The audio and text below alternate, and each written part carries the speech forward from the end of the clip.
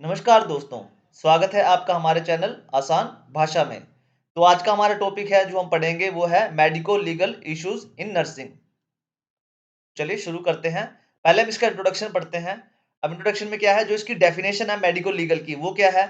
जहां भी हमारे मेडिकल और लीगल दोनों एक्सपेक्ट्स होंगे उसको हम क्या कहेंगे? Medico legal. जैसे इसमें लिखा हुआ है कि matter involving both medical and legal aspects, जहां जिस भी मैटर में दोनों इन्वॉल्व होंगे मेडिकल और लीगल एस्पेक्ट्स, उसको कहेंगे हम मेडिको लीगल। अब नर्सिंग में क्या होता है, कई बार कई सारे सिचुएशन ऐसे आते हैं, इश्यूज ऐसे आते हैं जहां पे मेडिकल केयर और लॉ दोनों इंटरसेक्ट करते हैं। तो नर्सिस को क्या है कि अवेयर होना चाहिए अपनी लीगल बाउंड्रीज से, ठीक है, ताकि वो अपने मतलब पेशेंट्स को भी प्रोटेक्ट कर सके और अपने आप के भी जो उनके लॉज हैं उनके अंदर रह के वो अपने आप को भी प्रोटेक्ट कर सके। तो अब इसकी इंपॉर्टेंस क्या है मेडिको लीगल अवेयरनेस की नर्सिंग में? ये क्या करती है, इंश्योर करती है किस चीज को? पेशेंट की सेफ्टी और राइट्स को, मतलब जो भी पेशेंट की सेफ्टी है और राइट्स हैं वो इससे इंश्योर हो जाते हैं। और क्या करती है, प्रोटेक्ट करती है किस चीज को? लीगल लायबिलिटीज को, ठीक है। अब उसके बाद आता है प्रमोट्स करती है प्रोफेशनल अकाउंटेबिलिटी को। अब क्योंकि ये प्रोफेशन ही है तो ये प्रोफेशनल अकाउंटेबिलिटी को क्या करती है? प्रमोट करती है, बढ़ावा देती है कि ये प्रोफेशन है और आप इससे अच्छी तरह से काम कर सकते हैं। उसके बाद क्या है? Build trust between health care providers and patients. अब नर्स अगर आपका अच्छा है और अच्छे से काम कर रहा है और मतलब इससे क्या होता है कि जो पेशेंट्स हैं उनका ट्रस्ट उनके ऊपर बन जाता है। तो इससे क्या होता है, उनका रिलेशन इंटरपर्सनल रिलेशनशिप्स हैं वो अच्छे इंप्रूव हो जाते हैं इससे। अब आगे आते हैं जो कॉमन मेडिको लीगल इश्यूज हैं, वो हैं कौन-कौन से हैं? ये 8 टाइप के लिखे हुए हैं मैंने यहाँ पे, वैसे तो बहुत सारे होते हैं, बट जो टॉप 8 हैं वो मैंने यहाँ पे लिखे हुए हैं। इसमें है negligence, malpractice, assault and battery, और ये सो ऑन है, जो जो भी हैं सारे। अब आगे हम इनको अलग-अलग से डिस्कस करते हैं। पहला आता है नेग्लिजेंस, इसको मतलब हिंदी में भी लिखा हुआ है यहाँ पे हमने, ताकि आपको एग्जैक्टली क्लियरली याद रह जाए। लापरवाही। अब कभी कभार क्या होता है कि जो केयर है, वो जो नर्सेज है वो केयर प्रोवाइड नहीं कर पाते, जिससे क्या होता है पेशेंट्स का नुकसान हो जाता है। लेट्स से अगर आपको पेशेंट्स के वाइटल्स चेक करने हैं, मान लो उसका बीपी चेक करना है, बीपी हो गया, शुगर हो गया, या जो भी उसके वाइटल्स हो गए, टेम्परेचर हो गया, ठीक है, पल्स रेट होगी, ऑक्सीजन हो गया, वो चेक करने हैं और आप वो ढंग से चेक नहीं करते हो, तो वो नेग्लिजेंस में माना जाएगा। अब इसके लीगल आउटकम्स क्या हो जाते हैं? इसके लीगल आउटकम्स क्या हो गए कि वो सिविल कोर्ट में उसको रिस्पॉन्सिबल नहीं माना जाएगा अगर नर्स ने ये गलती की है तो। उसके बाद आता है मैल प्रैक्टिस, इसको अनाचार के नाम से ही मतलब लिखा हुआ है यहाँ पे। वैसे मैल प्रैक्टिस में होता क्या है कि जो भी आपके प्रोफेशनल नेग्लिजेंस है, मतलब आपने व्यवसाय को कोई भी लापरवाही करी है, मान लो कोई गलती करी है, तो ये मैल प्रैक्टिस के अंदर आता है। अब मान लो आपको दवाई देनी थी किसी पेशेंट को और आपने रॉन्ग डोज दे दी है, ठीक है, तो ये आपका मैल प्रैक्टिस के अंदर आएगा। अब उसके बाद आता है असॉल्ट एंड बैटरी। अभी बैटरी वो चलाने वाली बैटरी नहीं है, ये बैटरी मतलब इसमें जैसे हमला मारपीट टाइप का कुछ कह सकते हैं। हमला मारपीट तो नहीं होता उसमें, बट यहाँ पे लिखा हुआ है हिंदी का मतलब इसका यही बनता है, ठीक है। अब असोल्ट में क्या आता है? Threat to harm a patient. अब पेशेंट को आप हार्म नहीं कर सकते किसी भी तरीके से। अब बैटरी में क्या आता है? आप उसको फिजिकल कांटेक्ट में नहीं, मतलब फिजिकल आप उसको कांटेक्ट नहीं कर सकते हैं जब तक उसका कंसेंट ना हो। लेट्स से अगर कोई मतलब मेल डॉक्टर है और कोई फीमेल पेशेंट है, वो उसको ऐसे ही टच नहीं कर सकता है जब तक उसका कंसेंट ना हो।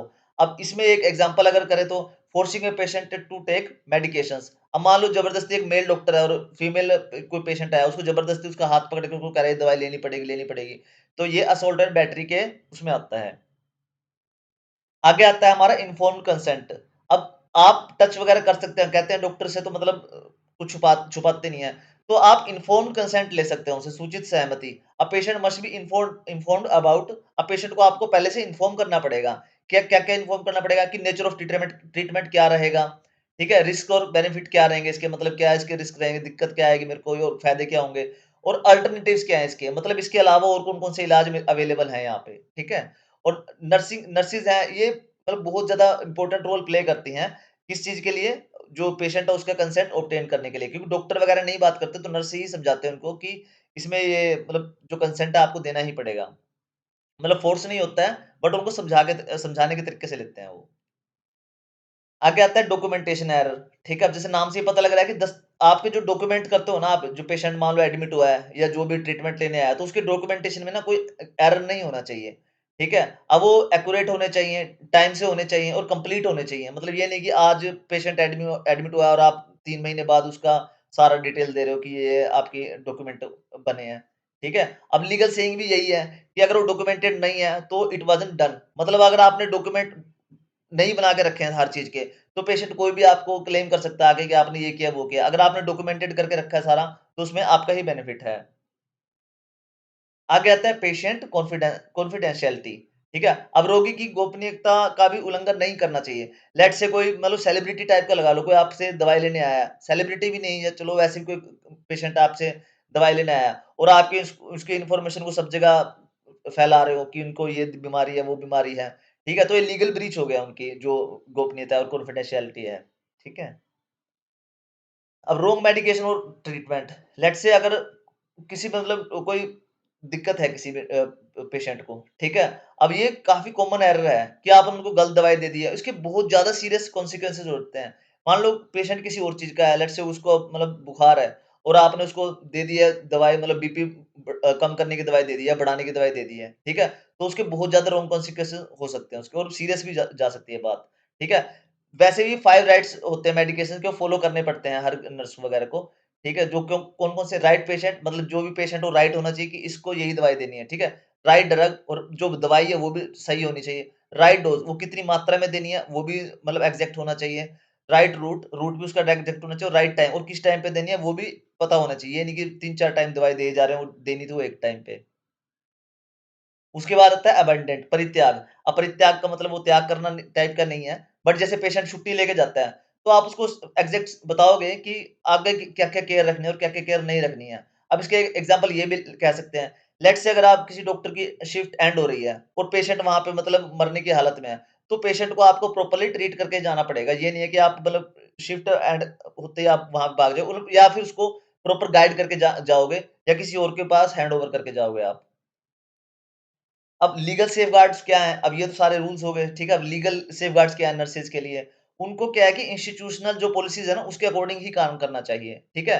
अब उनकी नॉलेज है और स्किल्स है, वो भी अपडेटेड होना चाहिए। ये नहीं कि कोई नया रूल आ गया और उनको पता ही नहीं है उसके बारे में। प्रॉपर डॉक्यूमेंटेशन करनी चाहिए उनको जो भी मतलब जो पेशेंट एडमिट होता है। अब इन्फॉर्म्ड कंसेंट होना चाहिए उनका हमेशा कि सामने जो पेशेंट है, उनसे पूछ-पाछ के ही करना चाहिए सारा कुछ, ये नहीं कि अपनी तरफ से ही कर दिया। रिस्पेक्ट करनी चाहिए पेशेंट्स के राइट्स को, ठीक है? और मेंटेन करना चाहिए क्या? कॉन्फिडेंशियलिटी को। अब इसका कंक्लूजन क्या निकलता है? अब जो नर्सेज़ है ना यार फ्रंट लाइन है वो केयर का, ठीक है? अब उनको क्या है कि अब जो लीगल और एथनिक जो फ्रेमवर्क है ना उसके अंदर ही दायरे में रह के ही काम करना चाहिए, ठीक है? अवेयरनेस और एडहेरेंस टू लीगल रिस्पांसिबिलिटीज़ अब अवेयर भी होना चाहिए उनको कि उनकी रिस्पांसिबिलिटी क्या-क्या है। उससे क्या होता है दोनों प्रोटेक्ट होते हैं। कौन कौन होता है? पेशेंट्स और प्रोफेशनल्स दोनों प्रोटेक्ट रहते हैं, ठीक है? तो ठीक है बच्चों यही था फिर आज के ट्यूटोरियल में, ठीक है? Thanks for watching please like, share and subscribe आसान भाषा में और कोई भी अगर आपको नया टॉपिक सीखना है, ठीक है? हम हर टाइप के टॉपिक लेते हैं, आपको कोई मतलब ब्रांच से रिलेटेड नहीं है कि हम नर्सिंग के ले रहे हैं या सिविल के ले रहे हैं, मैकेनिकल या इंजीनियरिंग के ले रहे हैं। हम हर टाइप का जो टॉपिक है उसको समझाते हैं। प्लीज़ आप कमेंट में बताएँ इस टॉपिक में अगर आपको कोई दिक्कत लगी है, तो प्लीज़ वो भी आप कमेंट करके बता सकते हैं। Okay guys, thank you.